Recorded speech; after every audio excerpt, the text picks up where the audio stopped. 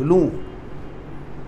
ये पैगंबर इस्लाम का फरमाना है कि मैं अपनी बेटी से पूछ लूँ, ये इस बात की दलील है कि लड़कियों को भी शादी के मसले में शौहर के इंतखाब में पूरा इख्तियार हासिल है।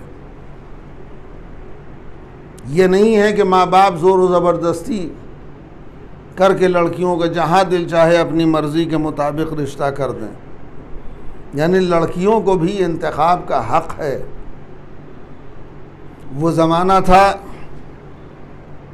कि जहाँ लड़कियों से पूछा नहीं जाता था, ये तकरीबन हम लोगों ने अपने दौर में देखा है, बल्कि लड़कों से भी पूछा नहीं जाता था कि तुम्हारा रिश्ता फला जगह हो रहा है, तुम्हारी क्या राय है। माँ बाप, घर वाले, ख़ानदान वाले जो तय कर देते थे, जो फ़ैसला कर लेते थे, वो लड़के भी तस्लीम करते थे, लड़कियाँ भी तस्लीम करती थी। बच्चों से कभी पूछा नहीं जाता था कि तुम्हारी शादी फ़ला जगह हो रही, फ़ला के यहाँ हो रही है, तुम्हारी क्या राय है, तुम राज़ी हो या नहीं। ये माँ बाप तय करते थे पुराने ज़माने में। हम लोगों की भी शादी हुई है, आपकी भी शादी हुई, तो आपके वालिद ने आपसे पूछा था? नहीं पूछा था। हम लोगों को जिस खूंटे में बांधा गया बंधे रहे, न लड़की से पूछा जाता था। लेकिन आज का ज़माना ऐसा है कि आज अब ये काम ये नहीं कर सकते। लड़कों से बग़ैर पूछे हुए उनकी शादी तय नहीं कर सकते। अगर आपने पूछ लिया तो सैकड़ों सवाल लड़के खड़ा करते हैं, अपनी ख्वाहिशात बयान करते हैं, हमको ऐसा चाहिए, ऐसा चाहिए, ऐसा चाहिए। और बाज़ मादियात में जो घिरे हुए लड़के हैं, उनकी मांगे भी अजीब होती हैं।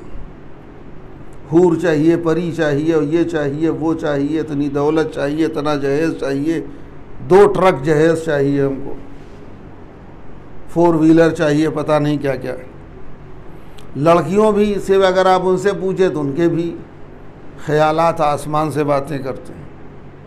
लेकिन रसूलुल्लाह ने मौलाए कायनात से फरमाया, अली मुझे कोई एतराज़ नहीं है फ़ातिमा की शादी तुमसे करने में, लेकिन मैं एक मरतबा अपनी बेटी फ़ातिमा से भी तो पूछ लूँ। चुनांचे पैगंबर इस्लाम घर में तशरीफ़ लाए और फ़ातिमा ज़हरा को बिठा करके उनसे पूछा, बेटा अली तुम्हारे लिए पैगाम लेकर के आए हैं, क्या तुम इस रिश्ते को कबूल करती हो? जाहिर सी बात है, बेटी खामोश रही, सर झुका लिया। सर झुकाना और ख़ामोशी भी रज़ायत की दलील होती है। पैगंबर इस्लाम ने आकर के अली से कहा, अली मेरी बेटी फ़ातिमा तैयार है। और अल्लाह ने, पैगंबर ने यह हदीस इरशाद फरमाई कि अगर खुदावंद आलम अली को इस दुनिया में पैदा न करता तो मेरी बेटी फ़ातिमा का कोई कुफो नहीं था। आदम से लेकर के क़यामत तक जितने लोग पैदा हुए हैं, इनमें कोई फ़ातिमा का हमसर नहीं था, कोई कुफो नहीं था। मिनल अव्वलीन वल आखिरीन, अव्वलीन से लेकर के आखिरीन तक फ़ातिमा की बराबरी करने वाला और हमसरी करने वाला कायनात में कोई नहीं था। ये तो अली थे जिसको फ़ातिमा का कुफो और हमसर बनाया। लेकिन मौलाए कायनात भी, मौलाए कायनात से जब पैगंबर इस्लाम ने फरमाया कि मेरी बेटी फ़ातिमा राज़ी है और मैं तैयार हूँ, तो पैगंबर इस्लाम ने अली से एक सवाल किया, मैं शादी करने के लिए तैयार हूँ, तुम्हारे पास है क्या माले दुनिया में से? आज के माँ बाप क्या ढूंढते हैं? लड़की का रिश्ता होता है तो ज़ाती मकान है कि नहीं, नौकरी वाला है कि नहीं, खाता पीता है कि नहीं। ये दुनिया की सारी चीज़ें होती हैं, तब आज के माँ बाप अपनी लड़की का रिश्ता वहाँ करते हैं। पैगंबर इस्लाम ने खाली इतना पूछा तुम्हारे पास क्या है। अली ने साफ साफ फरमाया, या रसूलुल्लाह, एक ऊँट है, एक तलवार है, एक ज़रा है, बस यही है हमारे पास। बाज़ रवायतों में फरमाया घोड़ा है, तलवार है, ज़रा है। पैगंबर ने फरमाया तलवार और घोड़ा तुम रखे रहो अपने लिए, तलवार तुम्हें जंग में काम आएगी और घोड़े की तुमको ज़रूरत पड़ेगी सवारी के लिए, लेकिन ज़रा की तुमको ज़रूरत नहीं है। ज़रा वो पहनता है, उसके लिए ज़रूरी होता है कि जो मैदान जंग में जाने से घबराता हो, डरता हो, और तुमको ज़रा की ज़रूरत नहीं, लिहाजा अपनी ज़रा को जाकर के बाज़ार में बेच दो। मौलाए कायनात का जी बिल्कुल, गए बाज़ार में ज़रा अपनी बेच दी, 400 दिरहम में ज़रा बेची, कुल 400 दिरहम में ज़रा बिकी। वो अमानत ला करके पैगंबर इस्लाम के हवाले कर दिया, और उसी 400 दिरहम से पैगंबर इस्लाम ने फातिमा ज़हरा के जहेज़ का इंतज़ाम किया। अब आप सोचिए किसकी शादी हो रही है, किससे, किसकी बेटी है? सरदार अंबिया की बेटी, उसकी बेटी है कि जिसके लिए खुदा कह रहा अगर तुम न होते तो कायनात न होती, हमने कायनात को बनाया है तो तुम्हारे सदक़े में बनाया है। उसकी दुख्तर की शादी है और कुल 400 दिरहम में ज़रा अली ने बेची है। रसूलुल्लाह की जेब का पैसा नहीं लग रहा जहेज़ में, अली का पैसा लग रहा है जहेज़ में। यानी इससे ये साबित हुआ कि लड़की का जहेज़ भी लड़की के बाप की जिम्मेदारी नहीं है, लड़के की जिम्मेदारी है। इसी के लड़का अपने घर लेके जा रहा है, जब अपने घर ले जा रहा है तो उसके रहने खाने पीने हर चीज़ का जिम्मा लड़के का होता है। आजकल क्या होता है, 2 ट्रक 3 ट्रक जहेज़ चाहिए, ये चाहिए वो चाहिए, यानी ख़ुद भी कुर्बान हो जाते हैं ससुराल में, अपने आप को नीलाम कर देते हैं, बेच देते हैं माले दुनिया के चक्कर में। रसूलुल्लाह ने मुख्तसर सा जहेज़ का इंतज़ाम किया है और अपनी बेटी का रिश्ता अली से किया है। और वो जहेज़ की फहरिस्त आप सुन लीजिए वाक़अन, ताकि हमारे कान खड़े हो जाएं कि हमारे यहाँ क्या हो रहा है जहेज़ के नाम पर। जनाब शेख तूसी रिज़वानुल्लाह अलैह ने वो फहरिस्त मुअय्यन की है, मुरतब की है, जो पैगंबर इस्लाम ने अपनी बेटी को जहेज़ में दिया था। एक कमीस, एक अदद कमीस जिसकी कीमत कुल 7 दिरहम थी, बुर्का, नकाब, चादर जिसको आज बोलते हैं, 4 दिरहम की, वो भी खैबर की तैयार करदा बात थी। खजूर के पत्तों से बनी हुई चारपाई, मसेहरी जिसको बोलते हैं, खजूर के पत्तों से बनी हुई चारपाई, 2 बिस्तर, 2 तोशक, 2 बिछौने, ताइफ के चमड़े के तैयार करदा 4 तकिए, ऊन का एक पर्दा, एक चटाई, एक दस्ती चक्की जिससे गेहूं आटा पीसा जाता था, तांबे का एक तश्त, लकड़ी का बना हुआ डोंगा, चमड़े का मशकीज़ा, दूध दूहने के लिए गहरा बर्तन, पानी भरने के लिए, पानी लाने के लिए एक मश्क, एक अदद लोटा, एक सुराही जो वज़ू वगैरह करने के लिए, पानी पीने के लिए काम आए, और मिट्टी के 2-3 मटके, घड़े जो पानी भर के रखने के काम आते। कुल जहेज़ शहजादी का यही है। आखिरी रसूल हैं, सरदार अंबिया हैं, चाहते तो न जाने क्या क्या दे देते, लेकिन पैगंबर इस्लाम ने अपनी बेटी को अपने घर से रुखसत किया है तो ये चंद मामूली बर्तनों के साथ। ये किसकी बेटी रुखसत हो रही है? मलिकतुल अरब की बेटी, जिसका डंका पूरे अरब में बजता था दौलत का, खदीजे ताहिरा की बेटी है। वो बेटी इस घर से रुखसत हो रही एकदम सादगी के साथ।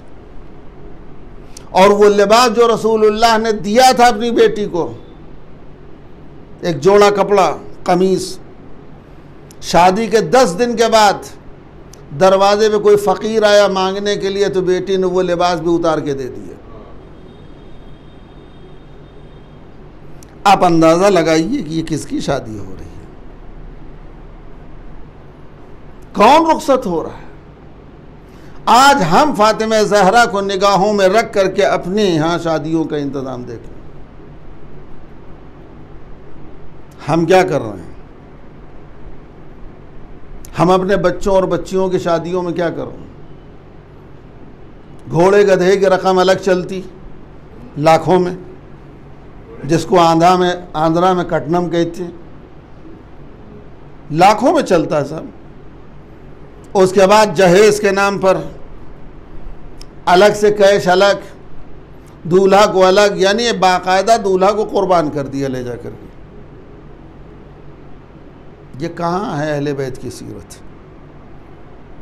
जाहिर से बात है, रिवायत कहती कि अगर आप शादी दौलत की खातिर या हुस्न जमाल की खातिर कर रहे हैं तो वो शादी में बरकत नहीं होती।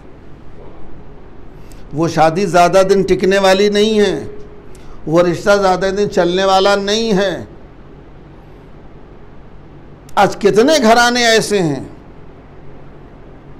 जो ये इस तरह के हों कि दीन उनकी नज़रों में मेयार हो रिश्ते के लिए। आज लड़की वालों से पूछिए कि भैया आप अपनी बच्ची की शादी क्यों नहीं, कि मौलाना मैं ढूंढ रहा हूँ कोई कायदे का बच्चा मिल जाए, बरसरे रोज़गार मिल जाए, कमाता खाता हो। जबकि कुरान साफ लफ्ज़ों में कह रहा है बच्चों का रिश्ता करो, यकूनू फ़ुक़रा युग़निहुमुल्लाहु मिन फ़ज़लिह। अगर ये दोनों फ़कीर भी होंगे, मोहताज भी होंगे, तो शादी के बाद अल्लाह अपने फ़ज़ल करम से इन्हें गनी बनाएगा, बेनियाज कर देगा, मुस्तगनी कर देगा। यानी इसका मतलब है कि या तो हमें कुरान की आयत पर भरोसा नहीं है या रसूलुल्लाह की फरमान पर भरोसा नहीं है।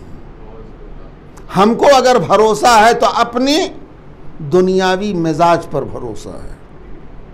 पैसा है तो करेंगे, दौलत है तो करेंगे, इख्तिदार है तो करेंगे, गाड़ी है तो करेंगे, मकान है तो करेंगे।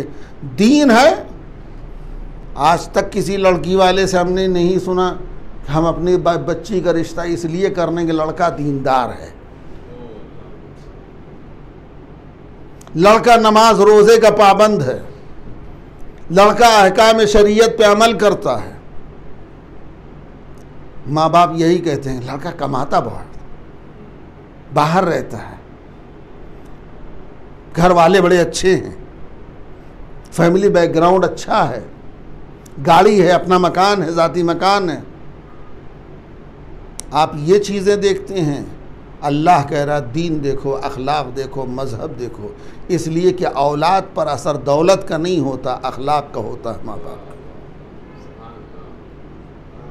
नतीजे में उस रिश्ते के बाद जो औलादें होंगी, बच्चे होंगे, वो भी वैसे ही निकलेंगे। लिहाजा हमें तवज्जो देनी चाहिए कि हम किधर जा रहे हैं, हम किस तरफ जा रहे हैं। अहले बैत की तालीमात क्या कहती हैं, कुरान क्या कह रहा है, रसूल क्या कह रहे हैं, अहले बैत की सीरत क्या कह रही है। एक सादा जिंदगी अली इब्न अबी तालिब की, अली जैसा सादगी के साथ जिंदगी गुजारने वाला इस कायनात में कोई नहीं है। आज के ज़माने में अगर हम कहें अपने अल्फाज में तो अमीरुल मोमिनीन की जो ज़िंदगी थी वो 3rd क्लास 4th क्लास की ज़िंदगी आज की थी। आज हम लोग जो अपनी ज़िंदगी गुजार रहे हैं, मीडियम क्लास के जो लोग हैं कहलाते हैं अपने आप को, अली की ज़िंदगी इससे भी कहीं नीचे थी, ग्राफ नीचे था। अली ने क्या लिया इस दुनिया से? खाने में अगर आप आइए तो जौ की सूखी रोटी, थोड़ा सा नमक या सिरका, इसके अलावा और क्या? लिबास में आइए, एक पुराना कपड़ा जो एक मर्तबा सिला लिया तो बरसों चल रहा है, एक पुरानी अबा जो दोष पर मदीने से लेकर के आए थे ओढ़ करके, वही हुकूमत आई और शहादत तक वही अबा अपने दोष पर रखी उन्होंने। खुद अमीरुल मोमिनीन फरमाते हैं कि मेरे लिबास में, मेरे पैरहन में जगह जगह इतने पैबंद लग चुके हैं कि मुझे अब दोबारा दर्जी के पास जाते हुए खुद हया गैरत आ रही है। खुद फरमाते हैं मुझे दर्जी के पास ले जाते हुए अब गैरत महसूस हो रही है। ये कौन है? कायनात का इमाम, हाकिम वक्त, जिसके ठोकर में पूरी दुनिया,